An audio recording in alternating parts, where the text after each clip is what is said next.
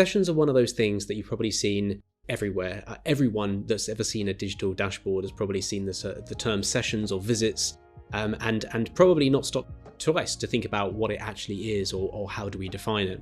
It's quite ubiquitous with digital analytics platforms, understanding an idea of traffic or a sense of traffic or visits to the website.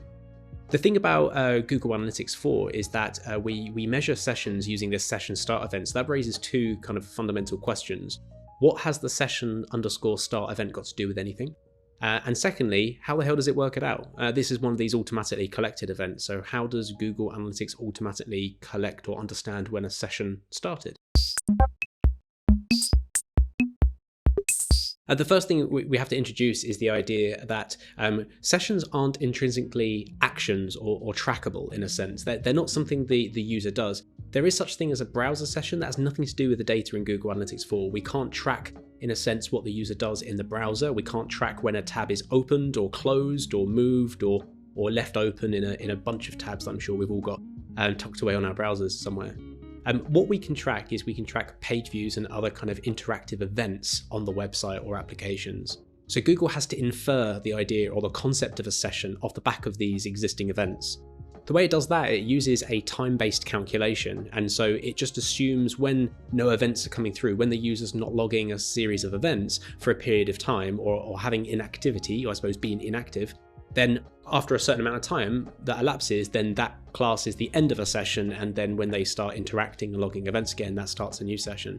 This whole process is called the session timeout, or at least the window that it uses is called the session timeout, and by default that's set to 30 minutes. And you can configure that, but most people don't. But the idea is that after 30 minutes of inactivity, by inactivity, we're not talking about the user doing anything, we're talking about events being logged by the user.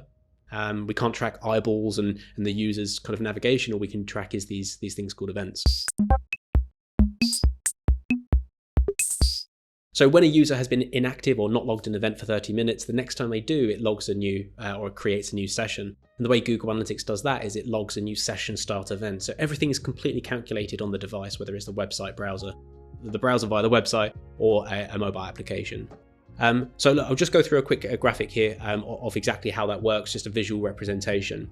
So an example would be, let's say 3 o'clock, someone visits the website for the very first time. A page view is logged, a session start is logged, and if it's a first time visitor, then a first visit is logged.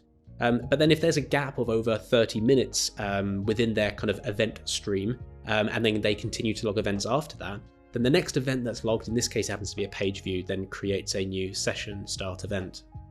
So that's the first thing. That's what the session start event actually has to do with any of this stuff. It's when a period of inactivity has elapsed. And then when the next event occurs, Google then starts a new session and logs a session start event.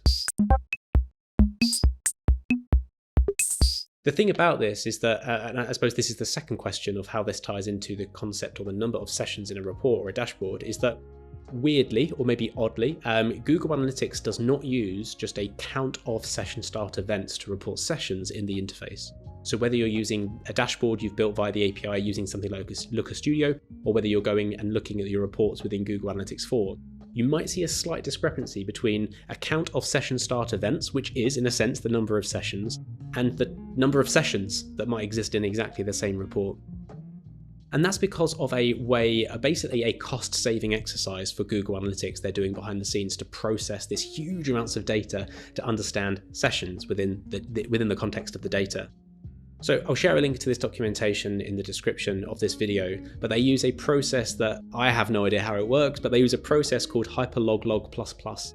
And it sounds a bit alien, or it definitely does to me, but this is a process of being able to calculate unique counts of things without being quite process intensive, and thus that means cost when it comes to databases. So Google Analytics have a very smart, very clever way of saving a bit of time and cost by estimating the number of sessions. This also accounts for things like users as well. Again, I'll link off to the documentation. But what this basically means is that Google is estimating the total number of sessions in the interface. If you wanted a pure count of sessions, you can look at the session start event and use that instead or as well as. I can't imagine it to be very different, if at all. It's never really come up as a big dramatical change or something that we've had to explain in any kind of real life situation. It's just the whole point of this deep dive is to go a bit deeper into what the concept of a session is.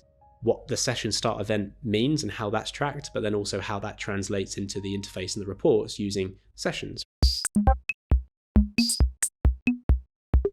So session start events are not sessions, although they are. They use a hyperlog log++ calculation to estimate sessions all over the interface.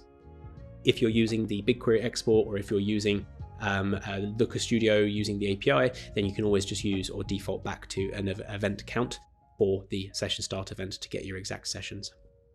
All right. I hope that's interesting, or at least slightly, maybe not so practical, but all the documentation will be linked off in the video. So hope you enjoyed, and I'll catch you in the next one.